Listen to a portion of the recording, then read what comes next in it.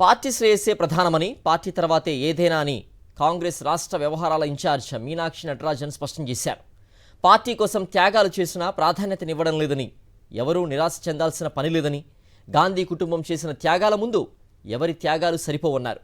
లోక్సభ నియోజకవర్గాల వారీగా నిర్వహిస్తున్న సమీక్షల్లో భాగంగా గాంధీ భవన్లో మెదక్, మల్కాజ్గిరి స్థానాల పరిధిలోని పార్టీ నేతలతో ఆమె విడివిడిగా సమావేశమయ్యారు.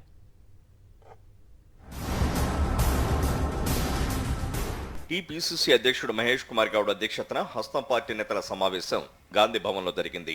ఈ భేటీలో కాంగ్రెస్ రాష్ట్ర వ్యవహారాల ఇన్ఛార్జి మీనాక్షి నటరాజన్ పార్టీ నేతలకు దిశానిర్దేశం చేశారు. ఈ సమావేశానికి రాష్ట్ర మంత్రులు దామోదర్ రాజనరసింహ, దుద్దెల శ్రీధర్బాబు, కొండా సురేఖ, ఏఐసీసీ కార్యదర్శులు విశ్వనాథన్, విష్ణునాథన్తో పాటు పలువురు ఎమ్మెల్యేలు, ఎంపీలు హాజరయ్యారు. డీసీసీ అధ్యక్షుడు, అసెంబ్లీ నియోజకవర్గాల ఇన్ఛార్జీలు, కార్పొరేషన్ చైర్మన్లు, ఇతర ముఖ్య నేతలు పాల్గొన్నారు. ఈ సందర్భంగా మీనాక్షి నటరాజన్ మాట్లాడుతూ పార్టీ లైన్ ప్రకారమే ఎవరైనా వెళ్లాల్సి ఉంటుందని, గీత దాటితే ఊరుకునేది లేదని తేల్చి చెప్పారు. పార్టీకి వ్యతిరేకంగా ఎవరు బహిరంగ వ్యాఖ్యలు చేసినా కఠిన చర్యలు తప్పవని హెచ్చరించారు. పార్టీలో అందరికీ అవకాశాలు కల్పిస్తామని, 10 ఏళ్లుగా పార్టీ జెండాను భుజాన మోసిన వారికి తొలి ప్రాధాన్యత ఉంటుందని మీనాక్షి నటరాజన్ హామీ ఇచ్చారు. ఫ్లెక్సీలో ఫోటోలు కనిపిస్తే సరిపోదని, ప్రజల మధ్యలో ఉండాలని దిశానిర్దేశం చేశారు. పార్టీలో సామాజిక న్యాయం అమలు చేస్తామని తెలిపారు.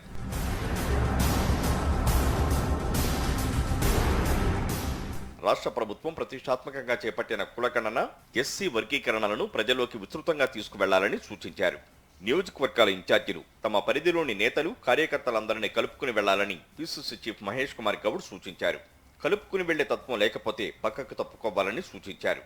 స్థానిక సంస్థల ఎన్నికల్లో మంచి ఫలితాలు సాధించేలా కార్యాచరణ రూపొందించుకోవాలని ఆదేశించారు.